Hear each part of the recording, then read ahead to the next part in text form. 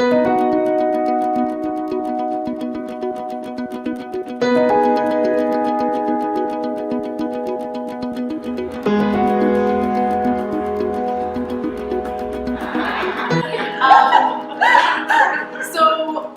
Jamie. I run Thrive Studio, and I have a little story to introduce Zoe because when I left my full-time job to become an artist, I had no idea what to do. So I went to Google and creeped away, and I found Zoë Pawlak. I was like, who is this woman? All these things I don't know how to do, she's doing. And then, in the way I do things, personal email right to her. I was like, you don't know me, my name is Jamie. She's like, great. She was very nice. She did an EXO at the end. I was like, it's good, it's gonna work out. And I went and saw her Pechakucha talk, and I was just so inspired. And I joined a women's entrepreneurial group that Zoe ran at the time and still runs, Loaded Bow. And I got to know her, and I got to know all these amazing entrepreneurial ladies.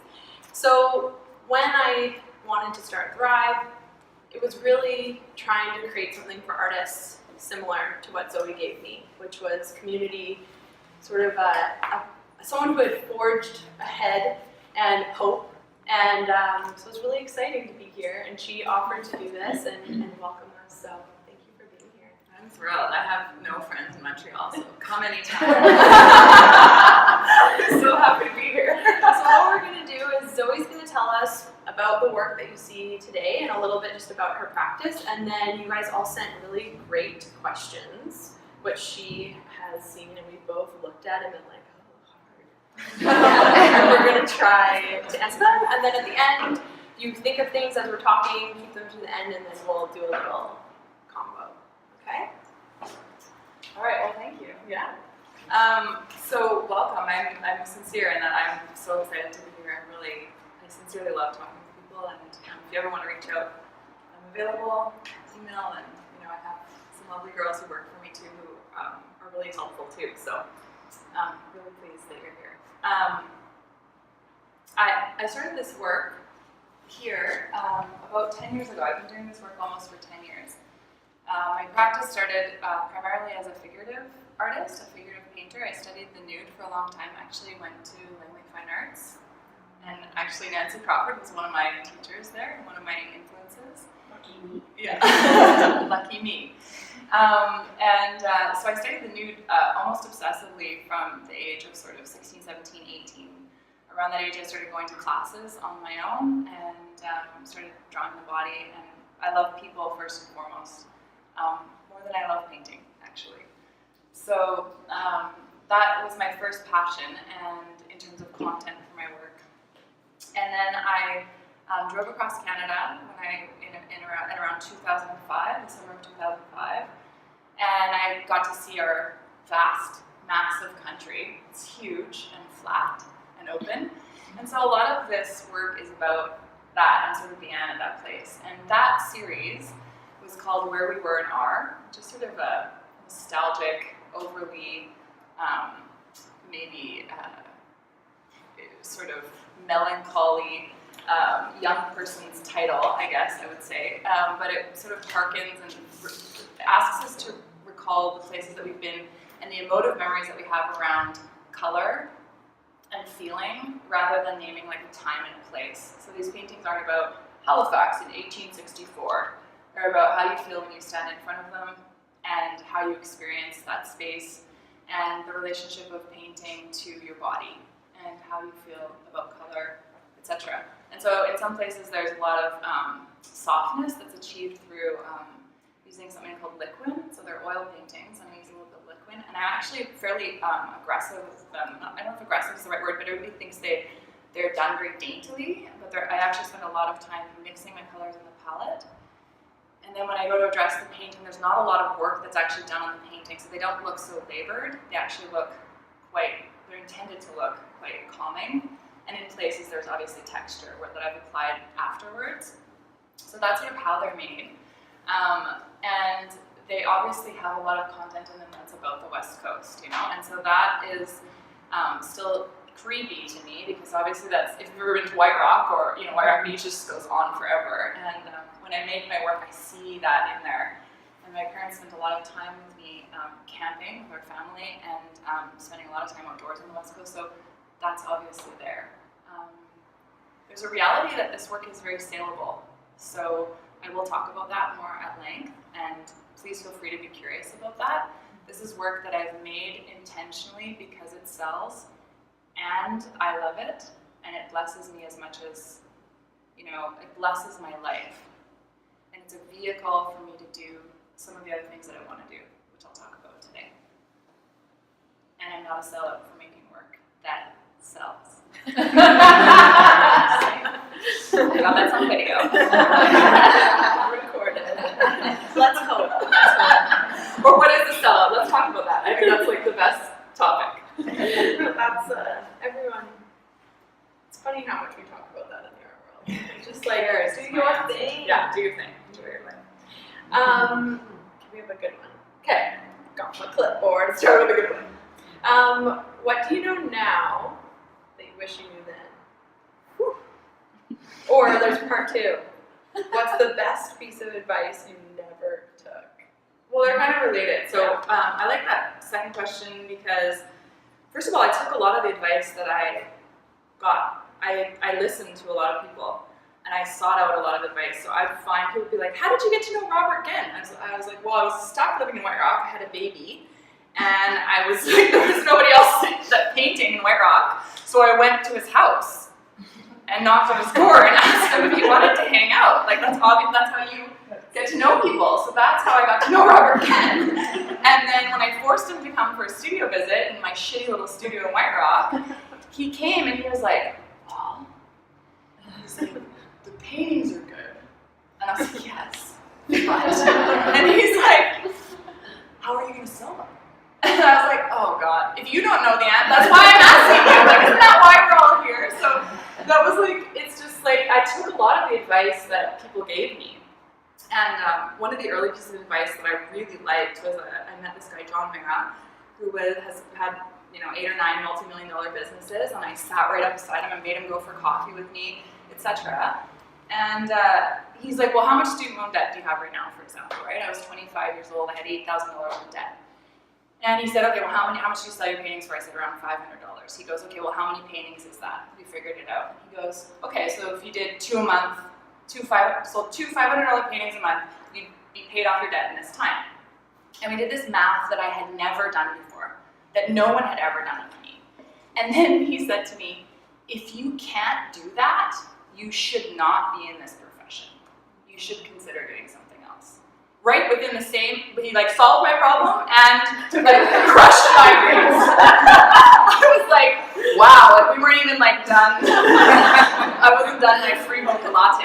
Like he really was like, if you're a plumber and you can't get 5 jobs in a month, you should quit. Like you should, or like do it part-time or consider doing something else. So that was like really great advice. Which really is the difference of painting and then having an art business. Totally. Like you change how you look at it, you change the math on it. Totally. So.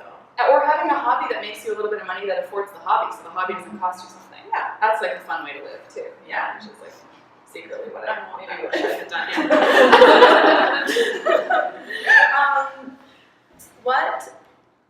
Okay. This is sometimes really hard. What are the things in your career that you go back, if you would go back and change if you could?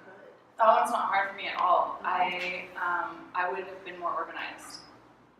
I suffered a lot of, I just realized this year, and it's like, how can you talk about organization and feel emotional? I don't know. It's like, I've suffered so much pain by not being organized. By pretending that I was free, that I was just like buying 6 extra canvases that I couldn't afford, or not getting incorporated early enough. Like, that cost me so much money, which has cost me so much pain, and it's really that simple. Yeah. Had I done those things properly, they So have the real ramifications. Yeah. And now Ariane's like, you can go on this vacation or this vacation, or you can do this show or this show, or this show at the Aviary costs us this much, and ICFF costs us this much. You're not allowed to do both. And it's like, you cannot keep living like that. You can't do both. You can't do all of them. And if you're organized and you're informed to make those decisions. Totally. This is the first year that I have all the information, and we're still getting the information. Like, we finally have stuff enough to spread out over a table and tell somebody even like, this is where we were, this is where we kind of are, and this is where we're hoping to go. And it's been 10 years, and that's shameful. You wouldn't do that in any other business, and so it's not shameful. I don't have shame. Yeah. But I have a plan now. I have a plan, but I needed the information from before to know how to make new decisions for And you where need to to be go. organized to document that information. Totally, yeah. When you say you didn't incorporate, what, can you elaborate on that? Yes, I think one of the questions is, and I don't know if it's the same one, but it's like, what's the biggest mistake you've ever made? And or advice I didn't listen to. Yeah. I think people told me this before. They're like, get a good accountant. And I was like, yeah, my accountant's okay. Or now that I have a good accountant, I'm just like, oh my gosh, that's what I was like missing. And I had no idea that I wasn't like, it was just a mistake. And the long story short is the person, Zoë Pawlak, last year made too much money, and I had to pay a lot of tax on that, whereas had I been incorporated, again, measuring something, so you can kind of tell, like, so halfway through the year, if you've made 60 grand, it would mean that you're on pace to make 120 grand, which your accountant could simply tell you, that's going to be $20,000 in tax. Would you like to pay that? And you can be like, no, I'd rather not. Is there another way? You know? So Let's make a plan. yeah, or incorporate. So then now my corporation, let's say last year grossed like $200,000, and so Zoë Pawlak, the person, trust me, didn't make that much. She only made so much, and so she only had to pay $6,000 in taxes. Does that make sense? Yeah. So I screwed up by making too much money, which is a good problem to have, but paying too much tax and not doing that early enough. And again, being like, it's a mystery as to how much I'll make. No, it's not. If by 6 months in you've made $60,000, then you're on pace to make, like, you're gonna double it, But right? you also want to have a good accountant to tell you, because you don't want to do that too soon, because there's also costs that come with incorporating, and then you do corporate taxes. So like, it's not the answer. No. It's just that it's a good solution if you're in that. Yeah. Do you have any hot tips for finding an accountant you can fall in love with? Ask everybody. Same like with your hairdresser, right? If you see somebody who has awesome hair, you're like, where did you get your hair done? Like, ask your girlfriends, ask everybody, like, 'cause it's like, I have a good, just to put it out there, I have a good Vancouver accountant that has helped me a lot. yeah. We'll send And he it works in with small our businesses. thank you And email. then accountant. Yeah. What do you believe is the key to your success? Organization, not so much. Is the key. No, it's the key. It's the key now. What's missing? What's the key to success? I mean, I don't know. That's kind I of. think I know. Tell me. I think that you're very brave and you were very young. Yeah. And so you went to someone's door and said, hey, we're coming over. Like you didn't stop. I didn't stop. You didn't stop. I didn't stop. Yeah. I didn't stop. That's a good one. But you know what? I didn't stop. There's determination. There's hard work. There's all the things that we know and we've heard about a lot. But I'm really interested recently in like inner peace, like real peace, like where you're not lying about pretending that you're happy. Because I've achieved like goals, and I've sat in my studio like about to divorce my husband and crying, and like on the paper it says like made $100,000 or whatever, and I've been in that place where you're not truly peaceful or happy with yourself, you know, and that's like, I'm getting to a place where that's more interesting to me right now. So. Well, the next inner peace, the next thing that people want to know about is sales. Well, sales lead to inner peace. You can't have inner peace if you don't have sales. So, any suggestions on finding your audience or your market for your work as an artist? I think that's like I sort of saw that as a two-part question, because there's venues, right? There's physical spaces that I'm sure you guys talk about or you know are aware of, right? There's like the Culture Call, or there's Thrive, or there's Rove, or there's coffee shops, and then there's galleries, and then there's gallery, you know, A, B, and C level galleries, and so there's different, and then there's other cities. there's other cities and expanding that way physically. And then there's, I think the question is also like a market for your work, which is like Audience. an audience. Yeah, so there can be like online, because like I know you found an audience, Tara, through being online, and there's this thread of people that are interested in your work, and sometimes it's happened to friends where I found this group of collectors in Australia or London, or that sort of are interested in their work, or if their work's more obscure, say music if you think about music that gets really popular in Japan and they can never end up making it in Canada, it's like sometimes you can find an audience online that doesn't physically exist in your city. So there's like the obvious ones. How did you find the designer world? How did that come about for you? When I started, like in 2007, when I first started emailing interior designers, hardly anybody. There was like Tanya Slingsby. Do you know her?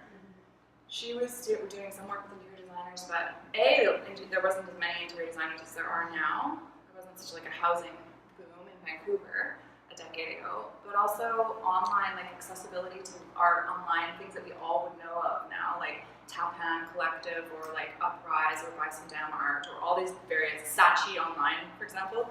There wasn't all those venues, ways of finding art, so my reaching out was quite unique.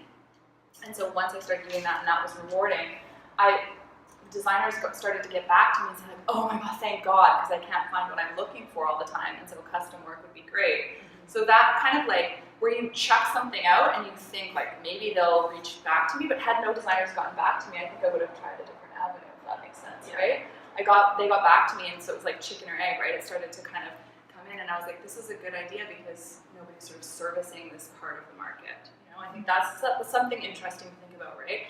If you see like people are all making ceramics that are about this big and $100, well, why don't you make something that's like this big and $700 or this big and $50? Like looking for holes in the market, I think is a really good idea too. Are you with galleries, or are you mostly doing your own sales? I do almost all my own sales, and then I have a fabulous gallery in New York that I've been with for 5 years. Uprise. Uprise is amazing. The reason Uprise is an incredible fit for me is because the owner, is that your phone? I can't tell. It's the one behind. It's yours. I'm going to turn the volume down. No, no, it's the one behind the chair. Oh, behind the chair. That's I think. So Z found my work through my being on Buy Some Damn Art. So that was interesting that she sought me out, and she watches Buy Some Damn Art to scout her artists. That makes sense. I don't know if she still does. She also, so I got to meet her in New York through Zoe, and she's a lovely person. And she said, because I was telling her about Thrive, that she looks at every submission that comes her way. So even if it's not a fit, her eyes are on it, and their team talks about it. And so they have a very certain aesthetic that they work with. So, but they like to see what people are making and why they're making it, and it's important. So it was kind of inspiring to me to think of people, when you submit things, it feels like, what's the point? You're just like throwing it's going it in in ether. ether, yeah. Nobody's looking at it. So people are. Yeah, she's really dedicated, and she's really hardworking. She's a perfectionist in the best way, and the team is extremely hardworking, and I just really like working with her. I get paid on time, and I'm allowed to sell stuff in New York. Like, she doesn't have an exclusive contract. That said, if anything sells in New York, we always ask, and usually it's sold through her, so we give them a percentage. And as my star is rising, it's good for her, and as her star is rising, she was just in Interview magazine, for example. Like, that's good for me, and she's excited about the success that I have. Whereas some other galleries who might have a more traditional mindset might want, an exclusive agreement, and might not sort of want you to excel at your own social media, etc. Which they all have their own reasons for and their own right to feel that way. But for me, I had to find someone who was obviously flexible enough to because my career was already mid-career by the time we kind of found each other too. So it was good timing. Yeah. I still need it. I need things that she has, and she's still happy to sell my work. So yeah, that's great. So you have one gallery presenting your art, and then you work with the designers directly with them? And Yeah. that's it? Yeah. And our studio, in my studio, I have Ariane, who's my studio manager, 1 day a week, and then 2 or 3 girls part-time. So usually 1 or 2 days a week. 2, and this other girl who works on like when we need extra help. They're really good at packaging paintings. These were so nicely packaged. So too tight. So tight. It's great. Just when you thought that wasn't possible. Collaborations. You have a line of rugs. Yes, I do with the Burt Brothers. How does that come about? So that came about by, okay, so this is how my career went. Right? But it's always kind of going up. It sounds really easy. Sounds really easy, yeah. But okay, watch. This, even though you're up here, is still a down from where you were before, right? So it's like but that to say is like okay, let's use trade shows for example. I was like, okay, I want to work with interior designers. Where do they go? They go to trade shows. So you guys have seen like the House and Home show, or IDS West, for example, is in a big one in Vancouver in September. So I was like, okay, I'm going to participate in that. My son was born. He's 8 years old now. So my son when he was born, he was a couple weeks old. I did IDS West for the first time. So I was breastfeeding him every like hour or something like that. And in this shitty booth, like they got the worst spot because I was way at the back. I always call it like by the fireplace guys, where they're like, hey, you're just in the back. Like I'm not gonna sell anything. And you would be putting up this art that like means something to you, and they're just like, what's that about? This is not gonna work, and it didn't really work. And I just had breast milk everywhere, and it was horrible. I met one designer, Susan, who ended up, I did a lot of work with her. When I say a lot, I mean, sort of in the $10,000 to $20,000 range. So it ended up sort of paying for itself. But it's not something that you can measure. There's no ROI. Like it's not like, it's something you have to do blindly, like a show like that. You have to be okay with being like, I got exposure. Yeah, like what does that mean? And then I always say like, it's not something you can have your hand out to, like kind of like sitting there waiting for it to pay you back right away. It's not immediate. No, it's not immediate, right? And so I did that show, and then I did it a second time a little bit better, right? Because I was like, okay, I want to have a longer, skinnier booth, right? Because 5 feet by 20 feet is 100 square feet, right? But I had a 10 by 10 booth the first time, which is square, which is not useful to artists. So, I mean, the point is ask for what you want, right? I was like, well, I want a long, skinny booth because I need more wall space. And sure enough, she's like, oh, that's not a problem. We have this weird spot that we can't fill. So the second year I asked for a long wall, so we were able to do 3 vignettes in like little home situations. Then sure enough, everyone thought I was a home decor store. So I spent the whole time, it looked great, but I was like, what do you think, what about this? Why don't you buy that? And they're like, where do I get this chair? So that didn't work. And then the third time I did it, we did an amazing booth with Jeff, which was a collaboration, which the booth is something that I've never been so proud of something in my career. And Ariane helped me a lot with that, and that was like it was such an accomplishment because the booth itself, the pieces were original and unique and rich and important and meaningful and sharp, and the booth itself was like a real work of art. I'd been to enough trade shows where I knew how to do what I had set out to do, so it took me a while. Long story short, being at those trade shows, I started to become identified as somebody who was pairing art with interior design. So that my girlfriend Tanya was like, you have to meet the Burt Brothers. You're the perfect person to kind of collaborate with them and make sure that they can get something funky in their stores, and you can have artistic integrity and do your own thing on their rugs. So it was like she saw the connection because I had been in the right place consistently, like hi, kind of identifying myself as that go-to person. Does that make sense? Mm-hmm. Yeah. And then how was that experience? Because you're the first artist they worked with. Yeah, right. So how did you find looking at a painting and then translating that to this is going to be a rug? Yeah, in one way it was really easy because you're working with a flat rectangular surface, you're working with composition color, which I've been working with full time for 10 years. So in a way that's easy, and it was easy and enjoyable because Keith is an incredibly enjoyable person to work with. I wouldn't have worked with them if they weren't. Keith is very, he's aligned, he's a people person, and he's into sales and what's going to sell in the market, but he's really into people. And they're at a high-end luxury, the same kind of clientele is buying a $5,000 painting, is buying a $10,000 rug, is buying a $20,000 sofa. It's the same person. So you're kind of preaching to the converted. So in that sense, it's not that hard of a sale. We're not like pushing a rock uphill, right? So that was exciting and fun. And then the person that I got to work with, which is Ainsley, is their rug designer, their in-house rug designer, is so talented that, and then the Nepalese people are so talented at the actual work. It was just like such a blessing to work with people at such a high level. And that's when collaboration is interesting. That's when collaboration is fun, because it's like they're so good at their job that you're just like, you know, here's an idea and a design, and that's a dream job, you know, to lay something out and watch Ainsley translate that into a rug was just, I mean, it's an honor. It was like, yeah, it's true. And they were excited, and you were excited. Everybody was pumped, yeah, and still is. Like, everybody's still just, I mean, that's a healthy relationship, right? That's what everybody's winning. Yeah. The next question is very similar. It's just the difference between your creative process working on your own paintings and then when you go into a collaboration. Because you've done some other like furniture collaborations, and how do you kind of treat those two parts of your practice? Yeah, they're super different in that,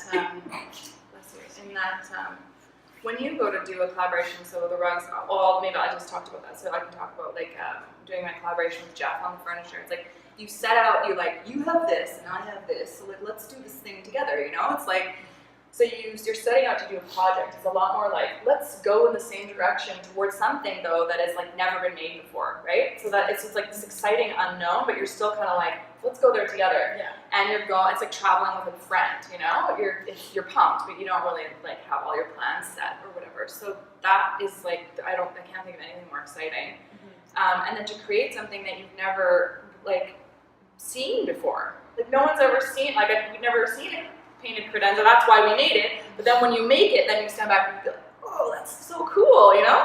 And I mean, bless anybody who has to work with me, because I ask so many questions, because you don't know the medium, so you're like, can it be made out of like, you know, steel, or why don't we just, you know, like, you know, cast the iron first? And he's like, oh my God.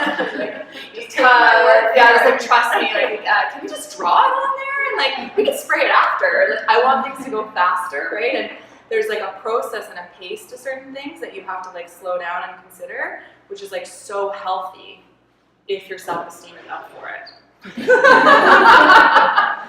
Also, we talked about this before about realizing how lucky we are as painters, just with material costs. And I always thought it was really inspiring to me. Yes. We always kind of feel like, oh, painting another painting, they're all stacked up in the studio, and it's, you know, we have our own trials, but when you work with a furniture designer and you're buying like maple for like $300 and it's gonna sit there if it doesn't sell, it's crazy. 300.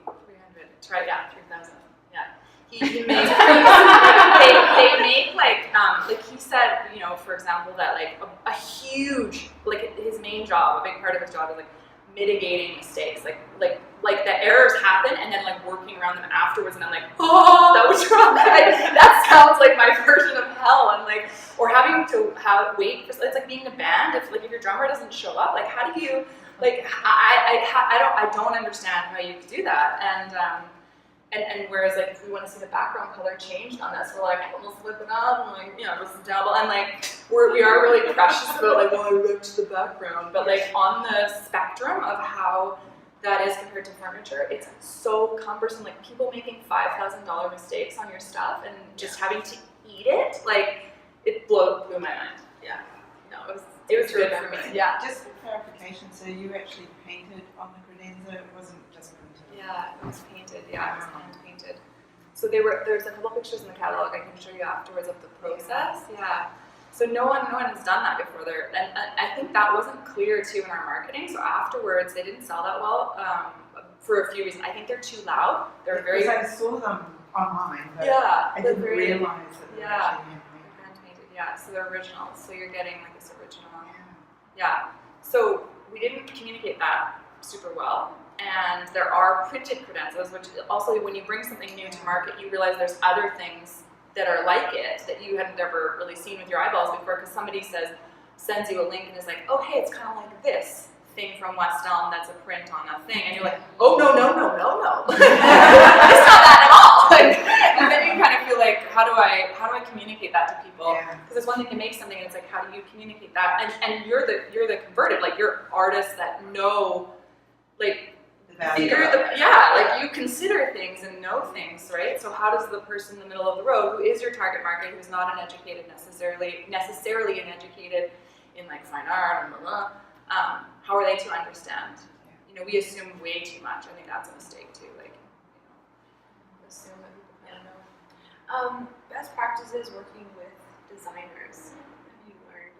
what would I give as sort of advice? Yeah, Like, just how for people who want to go this route and there's maybe things that they wouldn't think about. you gotta have to get a blow dryer. You have to get a blow dryer. You have to blow dry your hair. Yeah. And that's the worst part. It's awful. I hate it. I remember when I was going to see my first business coach right away, and I was driving down the 99, and I had like an hour, like, and I was like always breastfeeding for those first few years, and so I had like an hour and a half, so I'd blow into the city, meet with her, and go back. And I had showered, but I was like going like this out the window, and then like trying to figure out how I was going to do the other side, or whatever. And then our next meeting, she gave me a blow dryer.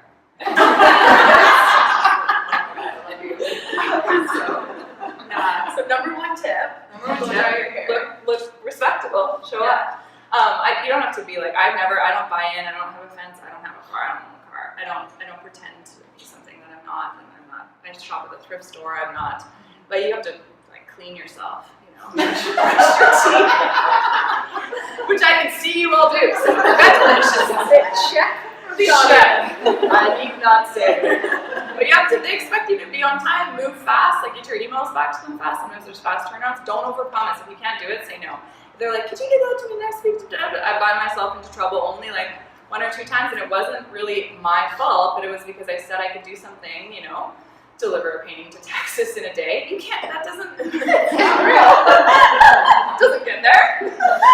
But you have to say yes to figure that out. When's the photo shoot exactly? They don't move it.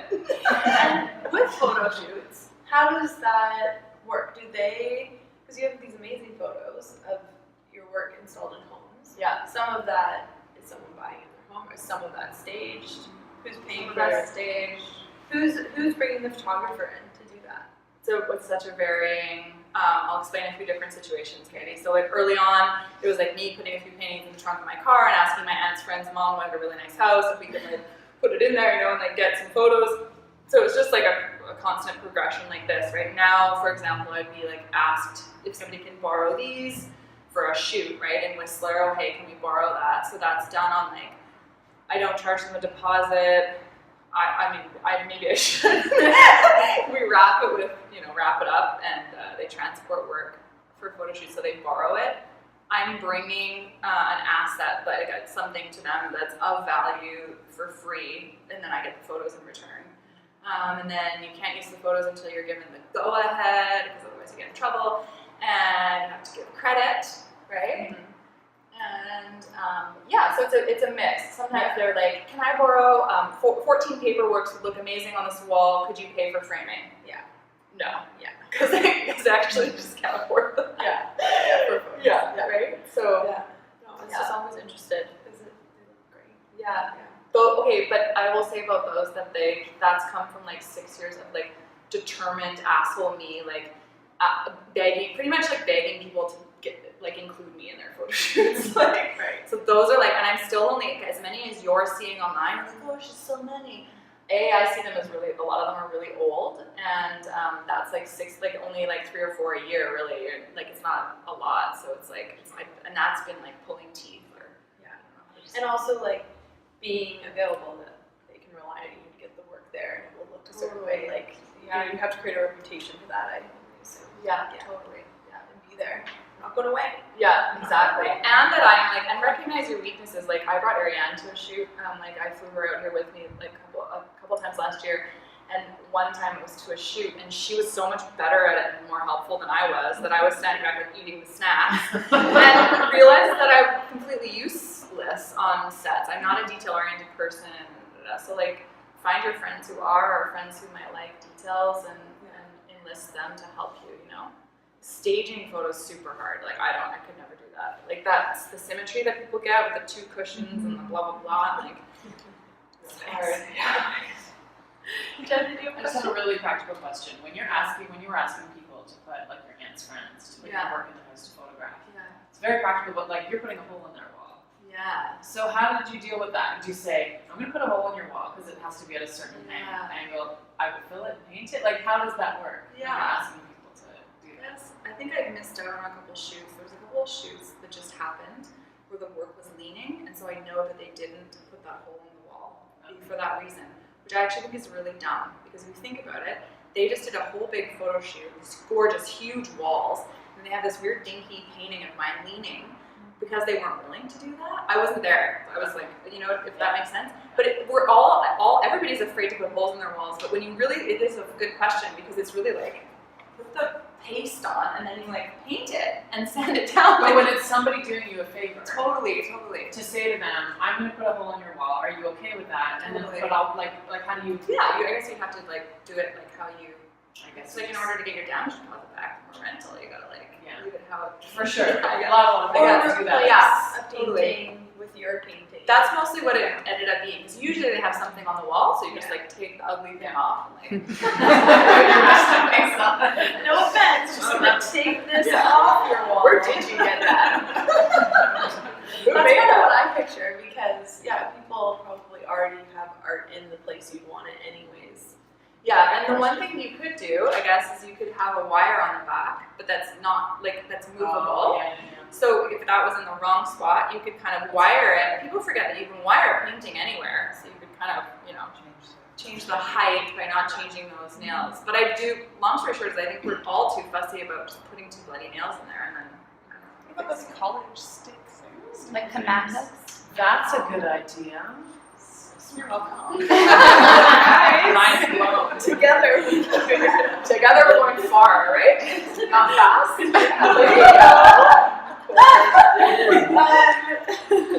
See, I learned things. Yeah, if we put it out there enough, no one will forget it. Working with designers and building your career in that sphere, has that ever prevented work in a gallery you've wanted, or how has that changed maybe refined art career, but it's the same? You know what I'm saying? Yeah, How like, do I we bridge don't those know. two spaces? I think it's sort of a two-part question. So where you spend your time is where you spend your life, right? So I've spent my life, my time, focused on this thing, so I haven't focused on other things, right? I don't have a 10-year body of deep, beautiful work about women's bodies and rage and whatever, and its relationship to feminism, and and I don't have a master's, and there's a lot of things that I don't have because I've spent my time doing whatever, right? And so it's like that I'm excluded from certain things because you can't do both. But it's not because those two things are polarized. It's not that Bougie won't take me because they think, oh, she's up at the Aviary. That's obviously inaccessible. I don't know, but those things are different. Yeah. In fact, those two things can be very aligned, and at times this is the perfect place to bring the owners of Bougie and say, hello, I know I've been doing this, but maybe now I'd like to come full circle and be like, I'm ready for you now. And maybe I'm not ready, but maybe 3 pieces in this room are ready, and then I can start to make a body of work and kind of take my career where I want to go. So it's kind of like, it expands, and then it comes in, and then it expands, and then it comes in. When I was so focused on the rugs, like, was I making great quality paintings? No. I'm so sorry for anybody who bought stuff during that time. Like, thank you. Like, free money. But it's just like, you know, whatever you're doing, you're not doing it. If I'm here, I'm not with my children. If I, you know, wherever you are, you're also not other places. So it's just a matter of like where you're focused on your time. Have I been perceived maybe then as being like, let's say like, I don't know, is this show sort of shallow or void of any sort of like deeper meaning? Maybe some people think that, yeah. I mean, I like it. Yeah, I like it too. It makes me happy. I know, it makes me really This work like affords me to make other work. I can't make paintings about my rage if I haven't paid my rent. Like, you know what I mean? Yeah, it's like We all know what you mean. deeply. So, Not because you have rage, just because you. so your work is now, it's only this type of work. No, like I still Okay. made. So if you follow my Instagram, like the other day I made one of my favorite little paintings, like this little peach thing with this weird blue head. It's called like Love Might Be Great, but Why Lose Your Head?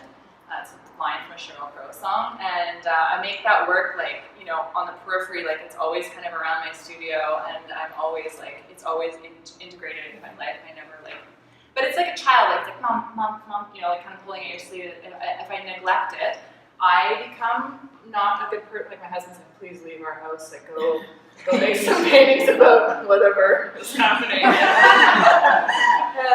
and it's like I'm not being honest. Because I have things for you. You know, I have things to say for you that I'm not doing through this work. I have more to offer. But they all inform and it's all Totally. practice. You have to Practice. keep making work. Oh my gosh, it's Whatever works. that's probably the number one.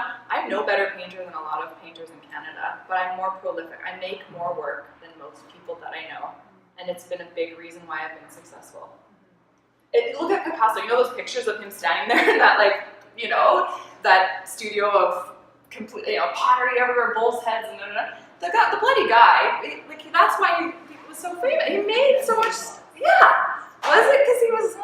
I know. He was making so much stuff that nobody could ignore him. Like he was just like here and practicing. He was practicing, right? So I'm secretly practicing 20 times more than anybody that I know. So yeah, you know, it's Keep like, going. I'm here. yeah, totally. Shipping. Back to being practical. Shipping. What's her name? How do we say her name? Fariha? Oh, I don't know. I just like her. We just have Packaging Depot on Canby Street. this adorable. People are going to start thinking we're getting paid off by her. Yeah. Because she's that good. Once you go with her, you'll never package anything. FedEx is her. She uses Purelator, Oh, but okay. she uses whoever. You just drop it off and let her do whatever she wants with it. You can package it yourself, it's cheaper, and then drop it off with her and she can take care of it. There's 3 ways you can ship. You can ship all on your own, which is the most affordable. So you package it yourself, and then you print off your bill of lading, like say in your studio, and then you leave it by your studio door and have. We love Purelator. We love Purelator because they have a great online, you're happy to work with them online. It's not an annoying online system. And they're so efficient and so effective.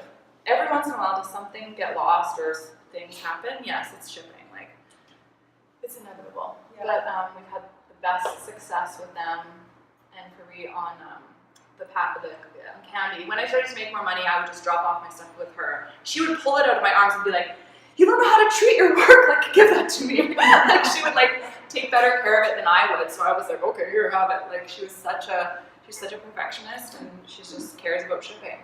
And if you're working with someone in the States and you're shipping Can't there, use Purelator, I think, right? Okay, anyways, I think we use FedEx. No, you start with Purelator, and Purelator gives it to a second party.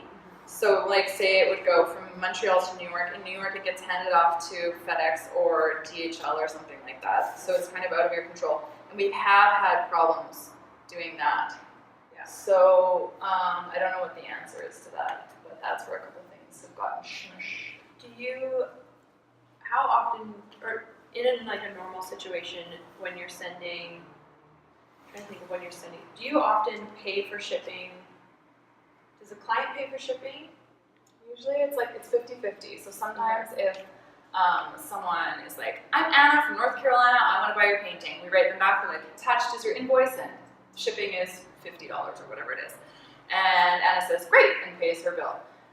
Sometimes if it's like a $3,000 painting with one of my friend's friend in like North Vancouver, and I've been, I'm hustling her for years and I want to like treat her right kind of thing, I will be like, "And we're gonna offer you free shipping." And she's so happy, and then she tells all her friends, and so we use it as like a little like piece of customer service that's sometimes free. So ours is on a case-by-case basis, but it adds up again, like watch it. Because I was just like, free shipping for everybody, and then, over the years, like in 1 year, it would be like, maybe we had, it was $4,000 or whatever it was. And then you kind of go, okay, is that worth it? Like, you can measure it, and you can say like, actually that feels great, like that's a great use of money, or not. Like, why don't I just pay for their own bloody shipping? With Uprise, do you send them work? So I pay for shipping. It's on a case-by-case basis again. It depends. Like this last show, so I have a show in Dallas, a 2-person show in Dallas in 10 days, and like they had some pieces there that they shipped on their own dime, and I had some pieces and I shipped those on my own dime. So it's like a 50-50 split. With them, it almost always just ends up being 50-50 in however we kind of like, I'll ship some stuff down, but they'll frame it for free or whatever. So we kind of work it out.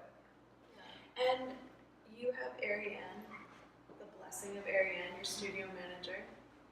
How was that? How was bringing someone into your business and art practice? How did you find her? How should I find her? It's been amazing. That's been like the biggest change in the last 2 years is having Ariane on board. I really feel like I'm in a partnership with somebody that it's like, a really healthy relationship. I do compare it to like a platonic relationship because it's like so much more than a friend, you know? It's like this person who is really on your side and on the journey with you and on board. And it's been an amazing experience and something that I didn't falling in love, like that I didn't really know if it existed or in what way it existed. So that's been great. That said, I mean, she has, I think, one of the best jobs in Canada too. I think she's pretty happy. I know she's very happy, and so I aim to bring value wherever I am, and she's got an amazing job. So we travel together, we spend a lot of time together, we listen to rap music, we don't wear our shoes, sometimes we don't wear bras, we do video and photos, and it's a great job. So I'm bringing value to her through teaching her as many things as I can. She's incredibly intelligent. I've had the great blessing, the other girls who work for me are so smart, like they're all 24, 22, 23, 24, and they're so intelligent. And I'm just so fortunate. I learned so much from them. Because they've been on computers 10 years longer than me, they're just so fast at everything. So that's a blessing. I still have things to teach them, and I don't feel like I'm like this obsolete old dinosaur, but I also feel like they're dynamic and alive and intelligent. I really let them, when I see that they're interested in certain things, we follow that thread. Like I really let them, it's an experiment, right? And it's practice, and it's fluid. Yeah. Our studio space is fluid. It's been the most interesting thing to me in the past couple of years is now just creating a studio space where like being a boss is such an interesting part of my life now. Mm-hmm. So, yeah. And how long has Ariane been with you? 2.5 years. Yeah. Because it's hard, like, knowing that you need help or you need to have, with artists, I feel like there's usually like 1 or 2 jobs. It doesn't make up enough for like a full-time person. Like I have a lot of artists that thrive that's like, I need someone for like 3 hours a week to like get me on track. Totally. But I think I've learned too of like having someone in the studio, it's like learning how to teach properly. You have to get really organized to have someone in your space helping you. Yeah, right? Totally. And like I remember this day, so when I brought her on board, I didn't have any money. It wasn't like I had a $10,000 savings account that had the Ariane's name on it. Like I wasn't prepared. I really didn't have any money for her. And she called and interviewed me for this like online magazine, and then I called her back like 2 seconds later, and I was like, you don't happen to be a 23-year-old who wants to come work for me, do you? She's like, I am, in fact. I'm like, okay, Monday at 9. I told her I was interviewing a bunch of people, and I wasn't. I was like, they haven't shown up yet. And so I started the relationship with Line, which I think is set the foundation, set the bar. And I haven't lied to her since. So, but it's like, I didn't have money for her. I didn't even know what she was going to do. Like I didn't have a job description. We figured out her job description as it came along. Obviously, like once a week we were packaging something. So I'd be like, why don't you do that and I'll paint. And it also helped me to clarify my job. How am I most valuable to the company? If you're running like a truck company and the CEO is driving to and from Calgary every day, that is a waste of time. That's the stupidest, like, you would look at that and be like, that's a complete waste of time, but we're hesitant as like the leader of the company or the boss to be like, I'll go to package something and the girls yell at me now. They're like, please no. Mostly because I'm not good at packaging, but also because they're just like, you're useless, that you're doing them a disservice by doing that. They want me in front of people, like shaking up, I call it jazz hands, where you're like, and then painting, I pay myself $450 an hour painting, so they're like, go do that so we can stay employed. And what's the third thing that I do? Something else. Innovating, like, knowing where the business is going, like both through the creation of products and through like business sensibility, like being like, hey girls, we're gonna go here. So I'm the leader, I'm jazz hands, and I'm the maker of some stuff, you know? So I have 3 jobs, and that helped me clarify that. Like, and from the second she started with me, I feel really proud of the fact that I got her to tell me what jobs she wanted to get rid of so that we could create that 3rd position. So God bless the 3rd person who came on board, because, you know, she does some of the things that Ariane outgrew. And at the same time, that job has been a blessing to her too, because she's in an environment where she's around us and she's happy to be there too. So it's just And like, Ariane had to then become a leader. totally. I was like, you can bring other people on board, but I'm not managing them. Yeah. So, so Luck then to she, you. because I saw a lot of my friends, like I wasn't born yesterday, a lot of my friends have burnt out and are now managing 11 people. And they're like, well, congratulations me, I made a business and now I'm managing 11 people. Like, what is the definition of success, right? It's like, okay, you're grossing 100 grand a month. I have a couple friends who do like 100, 200 grand a month, and they've got 11-person teams, and they're just, all they spend their entire month doing is managing people. You think it's written in their diary, I hope to one day manage people and pay them all the money that I make. Like, they're paying out their salaries, which God bless them, but like, that's not it's not my goal. So what is your definition of success? What is the future? Inner peace. It's like Miss America when they're like, peace of the world. But you just want it for yourself. Yeah. No, I hope everyone else gets it too. You're helping. My definition of success. Yeah, I know, that's a tough one because it's a little bit abstract, but it's like, this guy took his flight, and this guy runs 2 dojos in somewhere in the United States, and he said to me, he was like a kung fu guy, but he was like a white, like a little bit of a beer belly, like baseball cap, like totally like typical American white guy, like 45 years old, had a couple kids, and he goes, you know what I am? And I was like, what? Am I allowed to say that? No, okay. I don't know. Typical American. Anyways, he goes, you know what I am? We're talking, I'm crying, drinking Coors Light, just like, oh my god. Yeah, what I was drinking. And he goes, you know what I am? And I go, no. And he goes, I'm happy. And I was like, oh my gosh. Like, not when I get this, if this happens, under these conditions, according to this person, you know, under these circumstances, he just said, I am happy. There was, I was like, oh my god. Cool. He meant it. He's the first person who ever looked at me and told me, like, he was like, you know what I am? I'm happy. Like, it's a cool thing, you know? It's like, and I knew from that second, I was like, I'm gonna get myself happy. Like, I was like, I'm gonna do that thing. So that's my. You want to be baseball cap, little beer bellies, on the.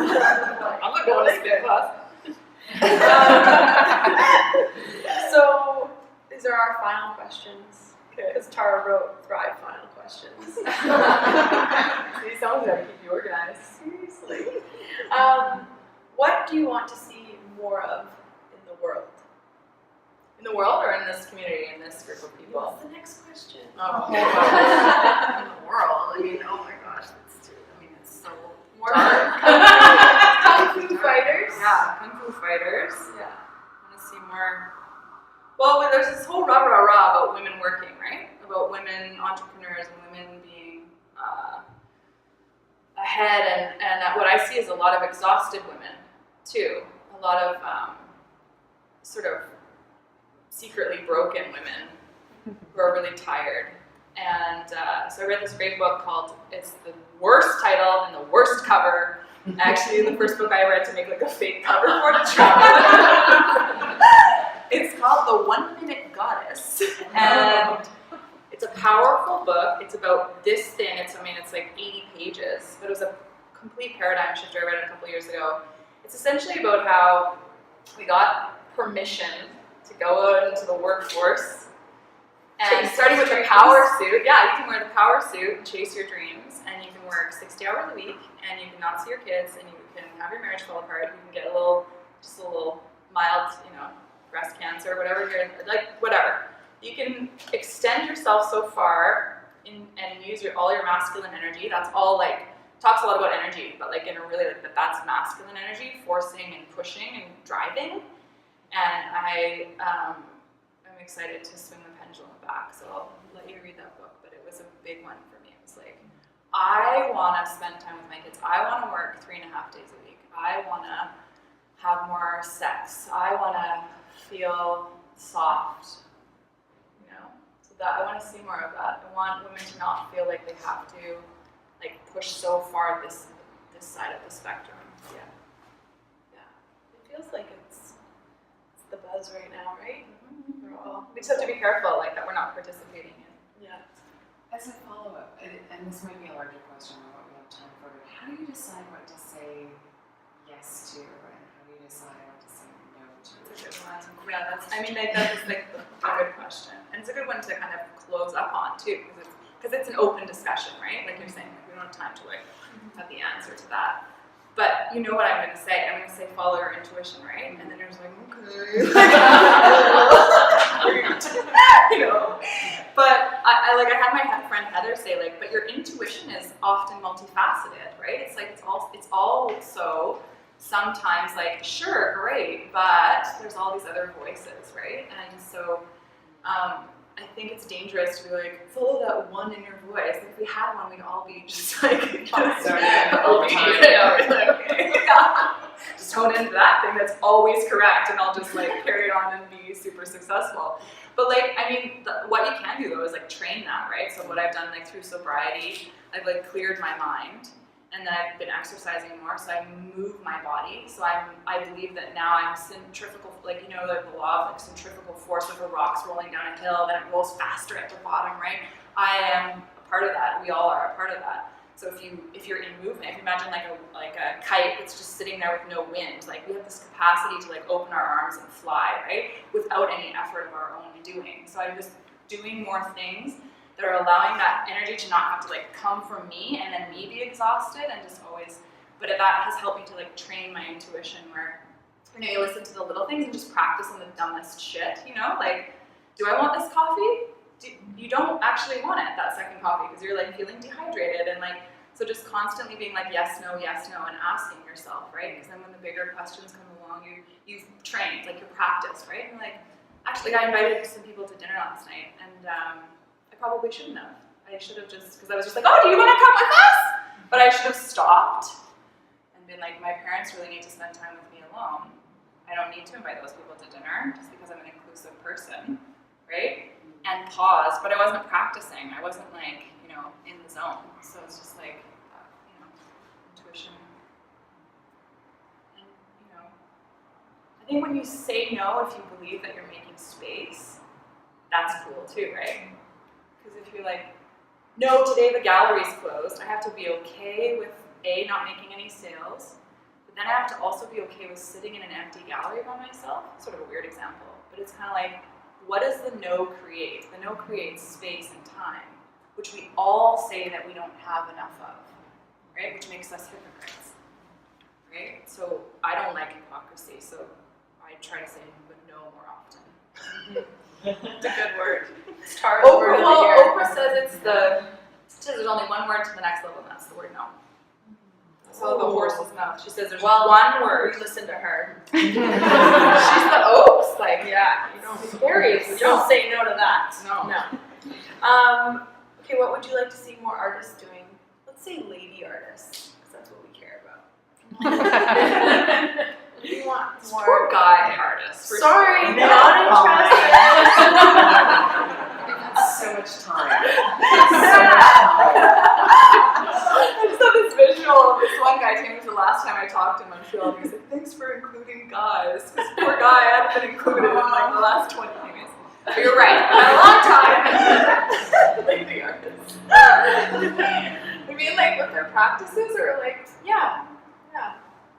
I mean, make more stuff. Go back and practice. Sorry to say that, but you know, like a lot of people get out of school and then they're like, and I'm gonna try and sell my things at a cafe, but the paintings aren't that good. And you need to practice more. Go to some classes like that. What's that live drawing one? Basic inquiry. Like basic inquiry, you know, like I practiced with the figure for 10 years, and I could still use a lot more practice, right? Like I'm saying this to myself included, but I think we just like skip that step, right? And so people are like, it's a mystery why I'm not succeeding, and it's kind of like sometimes your work isn't that good, or you need to make more of it. Like if you make 7 paintings and you kind of expect 6 of them to be great, you need to make 32 paintings in order for 2 or 3 of them to be great. Like I only make a couple great paintings a year, and I make like, I don't know, I don't even know how.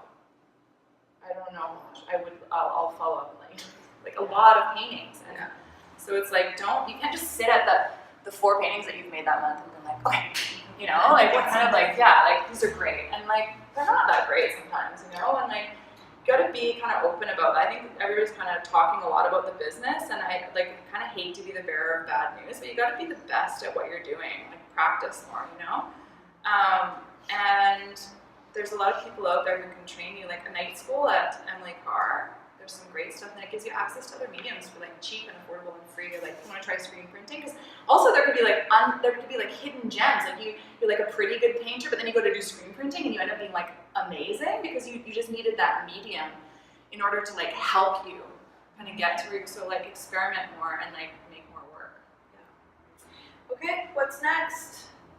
What year is it? What year is it? It's 2017. Okay.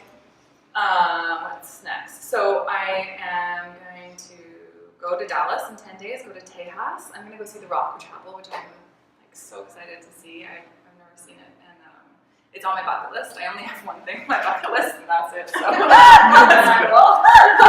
I might just like lie in the garden and just it'll be over. I'm going to see the Rothko Chapel in Texas, in Houston, and meet some designers. And then I want to spend more time with my kids, more present time with them, and get them off screens. I don't know how to do that. I'm struggling with that. I really want to have more sex and better sex. I'm trying to do that more. And 2017. And then we're going to do the address show here in May, at the end of May. It's like a interior design type show run by Kate Lumpkins. I'm super excited. I'm so excited about that. It's a big party. Big party. Everybody can come. And then IDX West in September. So there's just shows scheduled throughout the year. And I'm going to make a few more interesting things. I'm working on bronze sculpture and like a high-end, beautiful luxury line of mirrors. They're really pretty. So I'm really excited about those. Those Sprague Ice Deep. The best. Yeah. Does anyone have any questions? I'm just full of sorry. I'm taking all the questions here.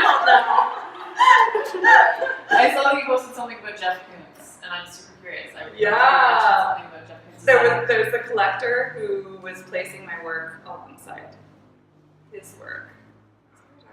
I don't know. A while ago. There's something coming up with Jeff Koons. Yeah. I'm super excited. Yeah, it was and I was just like, sure. sure. It was in the collection, so it wasn't like, So it's just like a couple times a year, my stuff gets placed alongside something that I really respect and like, and then I'm just like, holy shit, you know. So sometimes they'll call and be like, do you mind if we put it beside the, Modigliani? And I'm like, that's fine. If you must. Yeah. It's not even a lie. Anyone else? So since you're such a prolific painter, how many paintings a year do you actually produce? I don't know. That's why I couldn't even answer don't per care. month. I'm not sure. I'm sure. Yeah. You don't catalog? Yeah, I don't know. I would say like maybe I'm trying to think, like it depends on the month too. Like August I don't produce a ton. I'm lying. Like last August I did a lot of work. So maybe I don't know. Okay. But I can let you know. And you mentioned that your first business coach gave you the hair dryer. Do you have a current business coach that's not the same one, or have you been through many business coaches? I never really at that early time I was pursuing that a lot more actively and with a lot of intention. I was kind of like trying to find out what I was doing, and now I just 2 days ago I got accepted to a group called EO. I don't know if you know EO. It's like it's an accelerator program for people who make around just around $250,000 gross that, and the EO itself is for like multimillionaires. But they have this accelerator program that I just got to be a part of. But it's nice because it's kind of like higher level coaching, and I'm allowed to like participate in a bunch of their events and stuff. So, and it's city specific. So I was having a lot of trouble engaging in Montreal, like trying to find coaches and mentors and stuff. Changing cities really like kind of messed me up more than I sort of admitted or knew. So I'm just getting into that, and through that community, I'll be given a mentor. So I'm excited about that. So how long have you been in Montreal? 2.5 years. Yeah, I set out to like heal my marriage and have my children be happy and learn French, and build my little studio practice with a small staff and have a beautiful space, and accomplish those two things. And so now I'm just kind of pulling my head out of my ass in the sense of being like, okay, I'm in Montreal. I've sold 3 paintings in Montreal in 2.5 years. So I haven't, that gives you an example of like how little I've like extended myself to be like, oh, I should probably be here or host parties or like do things. But I was really trying to like, I was really not going out very much. I was like just focused on these 2 little families. So now I'm going to kind of expand a bit more through EO specifically and that program. What does EO stand for? Stands for Entrepreneurs Organization. It's really interesting. It's been around since the dawn of time. You have to gross $1 million in order to even apply to be a member, but it's In 1 year or? in 1 year, yeah. So it's A lifetime? yeah. It's just taking context. it's really interesting because it's been around forever. It's like it was an old boys club, right? Yeah. The idea is that leaders are lonely, and so the idea was that if you're doing that much business, that's why there's that number there, is that you're that busy, or you're that like, or you're traveling that much, or you're doing something that people maybe not a lot of your peers are doing, right? So they do that on purpose so that, and there's chapters all over the world, and it's like you get a group of, it's really beautiful. You get it, like there's men's groups that have been together for 20, 30 years, and they are able to talk with each other and cry and laugh and, be anonymous, because when you're at that level, I think a lot of the time you can't talk about, you're the CEO of Hootsuite, like, I'm not saying him specifically for any reason, but you can't say that you're falling apart at the seams, or that you're, want to sell the company or whatever. So it's a way to be able to share. Yeah. So you said that there's a lot of paintings that you don't consider good. Half of them are in this room. please point them out. Like 3 Yeah. are like the really good ones. So what do you do with all the other ones? You don't consider. Sell them. Yeah. Great. The word great, like great paintings. I think there's only like, I don't know if I'm being honest. Like I think ones that I'm like, this is a kick-ass original thing, that I've never seen before, right? Mm-hmm. So yeah, a lot of my work, like I destroy a lot of work that's really shitty. Okay. So there's like a wide spectrum. There's like 3 great ones, and then like a bunch of shitty ones that I get rid of, and then I sell stuff that's beautiful. And I mean, also like, who am I to say? Like, someone might think. I mean, what my clients have taught me is that they're the experts. They're the masters of like, if it brings them to tears and it suits their house, and they're like just feel so honored to own it, and they have $5,000 and they want to purchase it, it belongs to them. This does not belong to me. You know what I mean? So it's like this attached detachment too. It's like, I don't do this for me. I've always done this with a sense of like awe and reverence. Like, I don't know how that got there. I couldn't tell you. Like, you see a contemporary dancer and you're like, I don't know, 10 years of training, but also like, that's a crazy thing that humans do, that it's just like a miracle, So like, I know it doesn't belong to me in that sense of like holding on to it. Yeah, right? But it's also, what you've said is making so many paintings that you can look at them and say, okay, these fit here. These are ready to be gone out of my life, right? If you only have the 7 paintings, it makes it really hard to start looking at them that way. Totally. And that you bring up a good point, that curation. All these paintings here are curated, and we ship them here on purpose. So I do everything in my business on purpose, with intention and planning and like consciousness, right?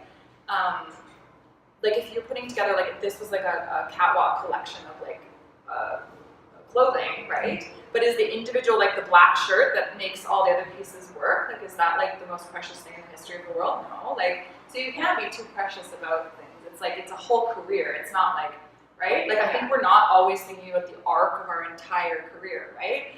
As like kind of ebbing and flowing. It's like we're creating this whole legacy, not just like, you know, one specific. Do you sell any prints? No, I don't. But I do drawings and my like mixed media paperworks. They're like $500, $600 on purpose so that I have something more affordable for people who, so I can like say that I'm not like, this thing's 9,000 or like, sorry. Yeah. So like I make quite a bit of money off of selling paperwork. So like if I shoot them like on my Instagram or something and people like buy them up. And when we look at that, that's another thing of like gathering information. They actually make up like quite a bit of my sales, right? Of being like, holy crap, we sold say 10 of those in a month. Well, at $500 each, that's $5,000. That's nothing to turn your nose up at, you know? So they do add up, so it's good. But no, I don't, because I don't believe in that. Do you title all of those pieces as well? Just out of curiosity. Sometimes, but my gallery in New York always wants titles, and I'm like, Coast 1, Coast 2, Coast 3. Or I make her do I'm out of ideas. But yeah, sometimes, no, because sometimes it'll be like, I'll say it's like a body of work, and then I just give it one title, and then it's like 1, 2, 3, 4, 5, 6, 7. Because if I make, like 12 of them. So Do you date them as well? Like, do you date them? just do the year. Yeah, so it's Okay. signed, and then 2016 or 17, whatever. Signed on the back. No, in front, like the paperworks, yeah, just really lightly with pencil on the bottom right. So I was curious, as you have become more successful and also you appear to be very successful to people, have you had, say, maybe people in your life or in your community, have maybe some negative reactions or some difficulties kind of that have come up through that? It was the interesting thing about like negative things is like we don't really hear about them, right? It's like we don't really know. Like it's like saying like how many galleries rejected you? Well, according to me, none so far. Even though I've applied to 8,000, but nobody's ever written me back a no. So it's kind of like, well, you know, so far I'm sure it's nothing. That's a maybe. So it's kind of like I don't hear like you don't really hear about people talking about you behind your back, right? But it might be that like. I worry sometimes, like, I put stuff out there that might seem like I'm ragging, right? That worries me. Or, yeah, sometimes I'm in conflict with stuff like that.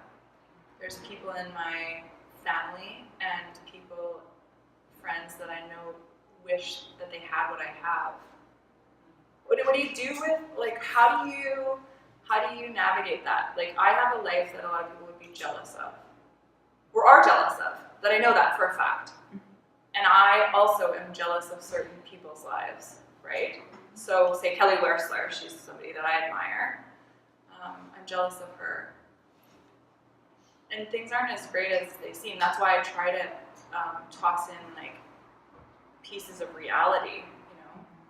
So it sounds like you, or maybe you don't want to share, like a concrete, like someone like said something to your face. Because I have had that, and I know maybe someone else in this room has had like that very direct, like they see you shining and they're just like, no, I need you to be small. This big, yeah. Yeah.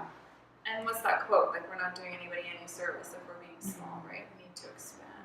I think that has happened to me more on like a subconscious level where I'm being this big so that you guys, like, it's like, I wouldn't want to expand too much. That's a dangerous thing, that where you sabotage your own success. Where, yeah, I probably could be a lot more successful than I have been, not directly because of other people, but because I haven't, like, let my light shine so big that I've been, like, you know, I kind of say I want only this much because, like, it's fine, I rent my place. I mean, if I owned something, I would be like, oh, what a pain in the ass, you know, and then you just kind of, like, write it off, but, like, you know, haven't, like, let yourself want something that big.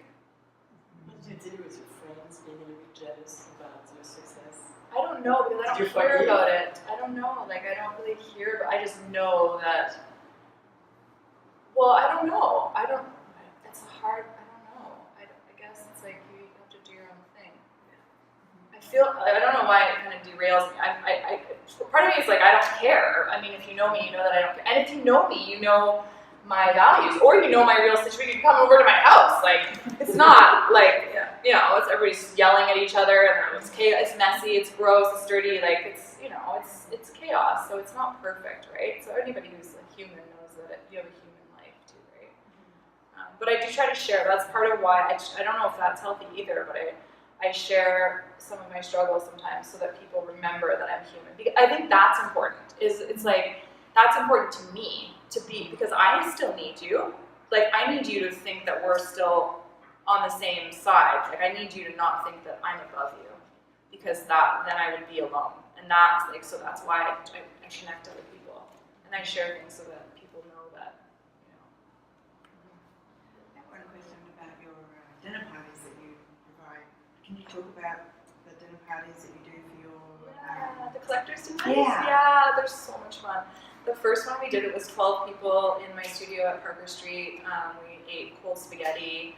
Like, the chafing dishes didn't work. Like, dry garlic, like everything that you can imagine. Like, dry garlic bread, wet Caesar salad, boxed wine, and cold spaghetti. Like, all the things. And who thought that was a good meal? Anyways, like, that's like what you like make your friends in grade 9 for something like really cool. Like, that's what I was so for. Yeah, like, it was just such a bad idea. And it was one of the most moving nights of my life. It was like such a powerful, this one woman, Briar, she's a collector of mine, and she's like, at the end of dinner, she just said, I just want to share the piece that I have. So essentially, and it's also making people eat with strangers. Like, what a cool and fabulous thing. Like, and you know, you've got doctors and lawyers, and all my clients all have, like, you know, are well paid, obviously, because the work is quite expensive, and so it was fun to bring them into my world, right? And they were just delighted to be there, right? This is like fascinating, because for us, it's super normal to be in studios and like just boho chic, you know, like whatever. Just like the floor has some paint on it, and we just think it's like super normal. So for them, it was just such a trippy, like, unique experience. It was wonderful to bring anybody into any different kind of like culture. Essentially, I was bringing them into a whole new culture that they weren't familiar with, and then that they humbly ate this crappy meal, and then Briar shared what her piece was and what it meant to her. And then, for some reason, everybody thought that they should go around the table and sing all of their pieces. And the girl was like, okay, I'll go next. Oh my God. And my husband's just like, go with it. And I'm just like, oh my gosh. But then they explained what it meant to them, and it was just like, it means a lot to them. Like, it's like if somebody makes your wedding dress, and then 12 people like made all of their wedding dresses, and then they tell you what that meant to them. Like, this custom work to people is like super special, and I believe that people like they can't necessarily express themselves. So you're doing spiritual work for them. You're giving them something in their life that they're able to meditate on, or think is joyful or playful or open or sincere, you know, and it means a lot to them. Like, I know what the artwork that I own means to me, and it's a voyeur of like things that I myself can't make and or experience, but yet somehow this sort of strange connection to. So that I get to do that, it was the first time I recognized how important my work is, because sometimes I'm like, oh my God, I'm selling luxury things to wealthy people. Like, that's really one of the definitions of my job, which can sometimes feel really shallow. So it made that job feel really not shallow on that night. And then it went on, then it just extended, like each year we did it, and it was great and fun, and the last one was like the meals better and better. Oh my God, yeah, just trying to got donations. I was like, are you a good chef? Okay. So we have time for one more question, yeah, maybe? I was wondering how and when you bring other voices in for feedback. So like if you get roadblocks. Great. Amy with the great question. I really wish we'd consulted. Okay. More. I'm going to send them in. I'm just bringing them in. Oh wow. Okay. That's fine, you go. Okay. Oh, that was. That's a good. I should do that more often. I should do critiques more often. I ask Ariane sometimes, like, is this too light? Is it like, you know, just like logistical? But that's like my way is to like get things done, right? I kind of want things to be finished off, and so I get her in to kind of help me with that. And then when we're making a show, like 2 years ago, I did this show called A Break and Pace, and there's a beautiful piece of text about it. Email me if you want the digital catalog of that, because it's quite a, actually, it was a really important show. And it was a lot about things that I've experienced. It was very autobiographical, and it was very done with a lot of sincerity, and it had a lot of, it was not only important to me that it went well, that it was done well, But it was important to me that the content was interpreted properly. That when my mom read the artist statement, she knew where I was coming from. And so, yeah. Get it, we're on the same page. Yeah. So then I needed an editor. Like, so when it's just a matter of like identifying when something is really important and then spending time and energy on that. And I actually got Elliot Albrecht to write a piece of text for that. Like, I commissioned somebody else to write it because I wanted it to be done with sincerity and properly. So in those times, I reach out and ask for help. Yeah, the people who are better at stuff than I am. But I could do more. I got a lot of feedback from Jeff. Jeff's pretty smart, the guy that I did the credenzas with. So he's pretty smart, and I'm around smart people quite often. But I don't ask enough probably about the content of the work. There's sort of always that funny thing, just like, you know best.